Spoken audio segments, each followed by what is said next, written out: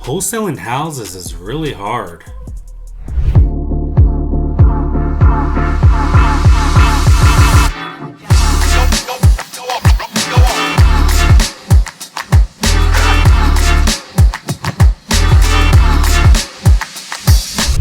Hey, what's up, guys? This is Graylan Stewart with another video. I am an entrepreneur and just a real estate investor in general. My channel is all about wholesaling real estate. So we also do buy and hold properties for long-term rentals.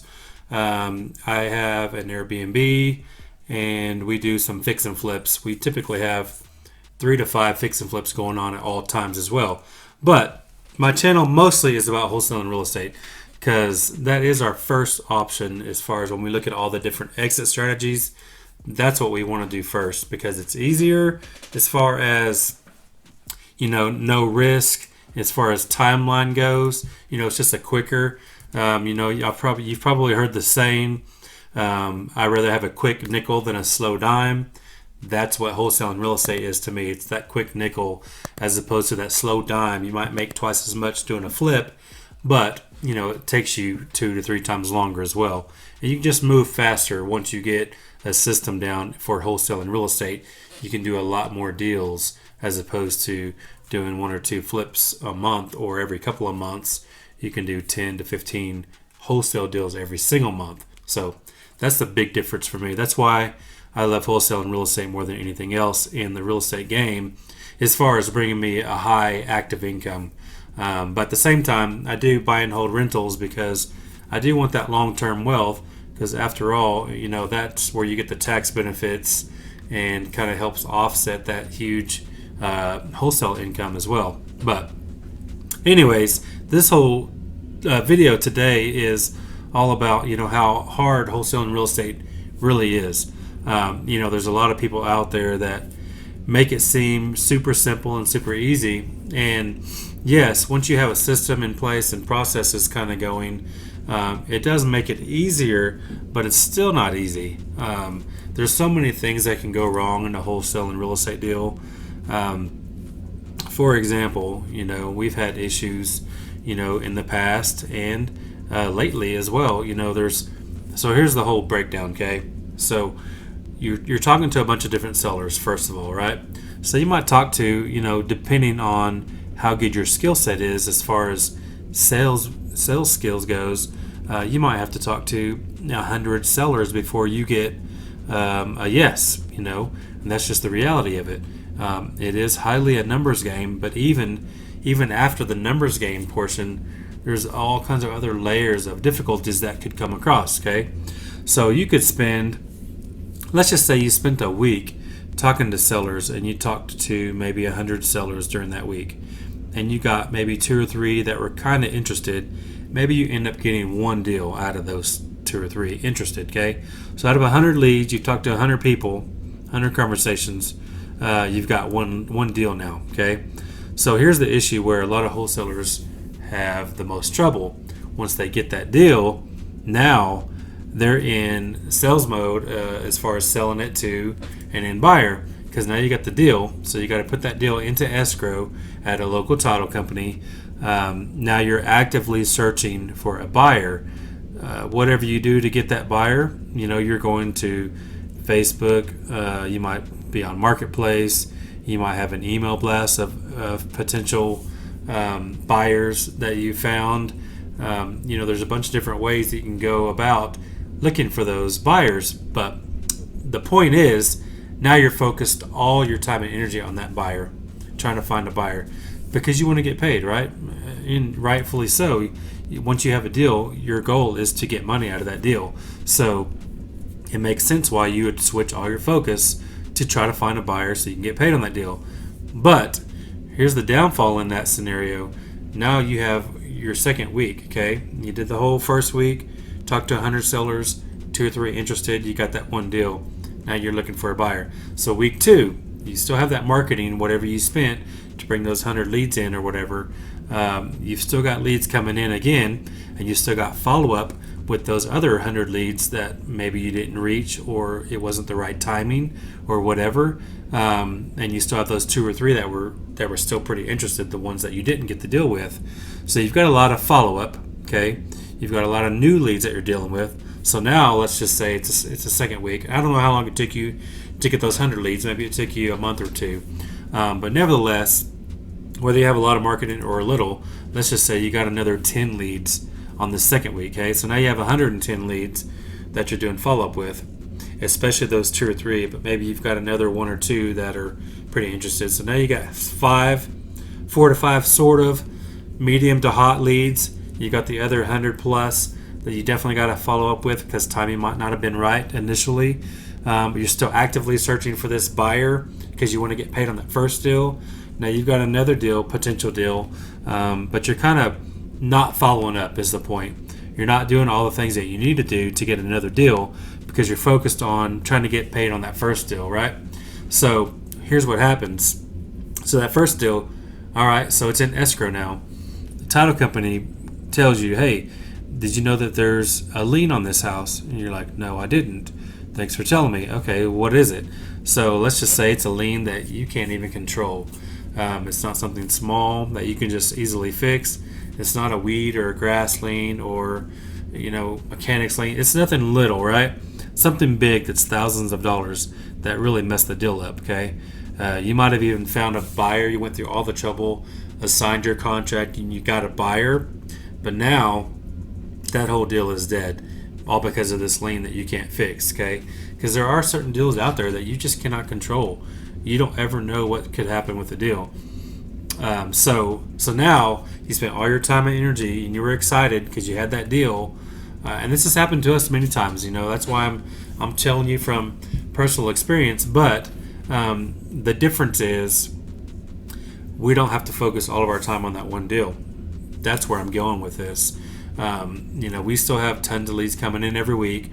We're still doing tons of follow-up, still getting other deals. Yes, we still have deals falling out, but they don't hurt as much is the point because we got our pipeline full. We're actively pursuing other leads to potentially bring in more deals. It does suck, but it sucks a little bit less when you lose a deal because you have other deals in the pipeline that you're getting paid on. So you've got other projected profit, for the month. Because it's always cool to have, okay, here's the deals that are 100%. It's got clean title. I've got buyers for it. This is projected to close for this month. So I've got actual projected profit for the month. Then I've got just projected profit, because that's deals that maybe we don't know. We think that we can make this amount of money on them or whatever, but then you have real projected project and then profit. Then you have actual profit, okay? Deals that have already closed for the month. So that's the difference in being a wholesaler and having a wholesaling company. And it takes time. I'm not saying to jump into anything crazy, but if you're super organized, you've got a lot of hustle in you, you're willing to do what it takes to get deals done, then you could definitely do a ton of deals by yourself. Because when I first started out, I was all by myself and I was averaging 5 to 7 deals every month by myself. But I was working a lot, but I am super organized.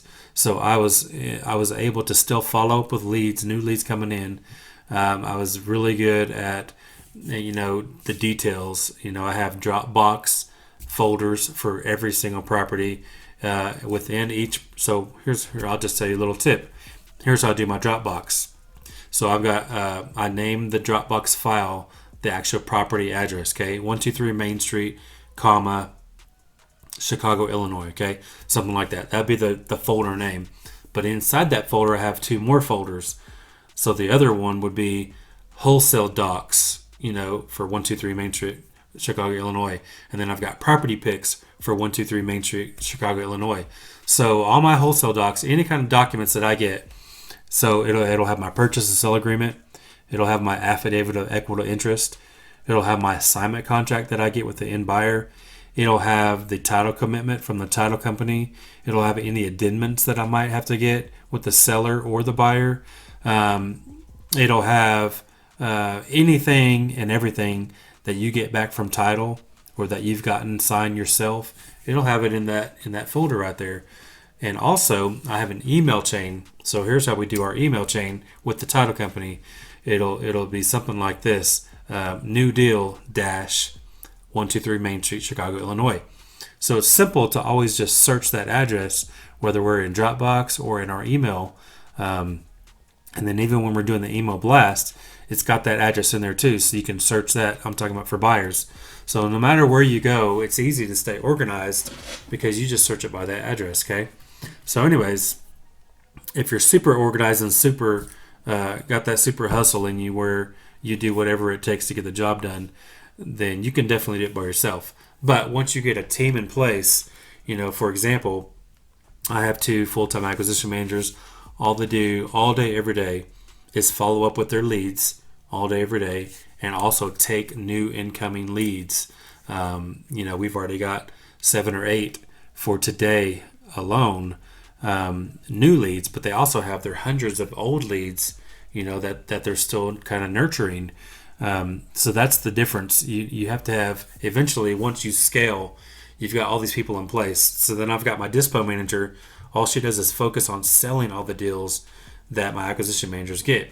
We have 11 deals active right now in escrow that we are actively pursuing. They're either already assigned to a buyer or my acquisition or my dispo manager is actively, pushing those out to buyers. Or a couple of those might be flips as well. But either way, we have 11 in escrow right now. So one person couldn't do all of that. Then I have my transaction coordinator. She's the one that actually does these email correspondence with the seller and the buyer and the title company. She's the one that holds it all together. She's the glue. She's the one that makes sure at the end of the day that we get paid on the deal. That way everybody can focus on their one thing, right? So that's a good takeaway. Focus on the one thing that you're good at. That's why it's good. If you're good at sales, but you're terrible at organizing, hire somebody to do the organizing for you. I'm really organized and I'm really good at sales, but it's not scalable to do everything. So you have to start delegating. That was one of my hardest things that I had to learn, when I started kind of growing, is I'm a control freak. I always think I do it better than anyone else. So I wanted to do it all, and that's why I did it all for a while. But after 4 or 5 months of that, it's like, okay, I can't work 24/7. So you're going to have to train someone else to do it. That's why, in my opinion, SOPs are super important, standard operating procedures. So you write down everything that you do, you make a document of that, and then you do a recording of that so you can train people that way easier. Because, you're training somebody, why not record it? Then you can duplicate that training later on. So anyways, hopefully all that makes sense. But yeah, wholesaling real estate in general is not easy. There's so many moving parts, so many things that could go wrong, so many things that can go wrong with your seller, so many things that can go wrong with your buyer, and a lot of different things that can go wrong with title work, obviously. And a lot of those you can't control. Sometimes you can control some of those things, but that's why it's important, once you start doing a couple of deals, start bringing people on to help you with the tasks that aren't necessarily generating revenue for you, like pulling your list or skip tracing or doing some of that follow-up, maybe a lead manager if you're doing acquisitions and dispositions.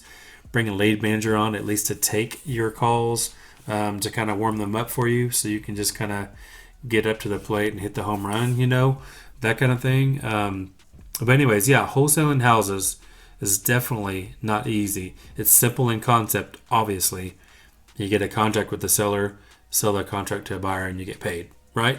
That's simple in concept, but we all know if you're in wholesaling real estate, it's definitely not easy. But you can make it easier, is my point.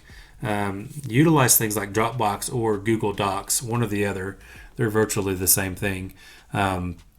Utilize those tools, and then as you grow, start getting into more softwares and more systems that can actually help your business, to where, we couldn't do what we do without Podio, just 100% honest. Podio runs our business, but if you don't have the people to run Podio, then you don't really have anything. So that's kind of my 2 cents on that. But anyways, wholesaling real estate is definitely not easy, but it's definitely worth it, is my opinion. So put in the grind and the hustle until you get to the point to where you can actually start scaling it. to make it a real business to where it's duplicatable, and you can project revenue over several months because you already know from your past what you've been doing. That's when you become a real business. So anyways, hopefully you found value in this video. Please hit the thumbs up button if you haven't already. Hit subscribe if you're not a subscriber. And if you just take in the info and not subscribe, come on, shame on you. Hit that button. It doesn't cost you anything. It's free. I always try to bring as much value as I can. So drop me a comment if you got any questions or concerns, and I'll see you guys in the next video. Thanks a lot.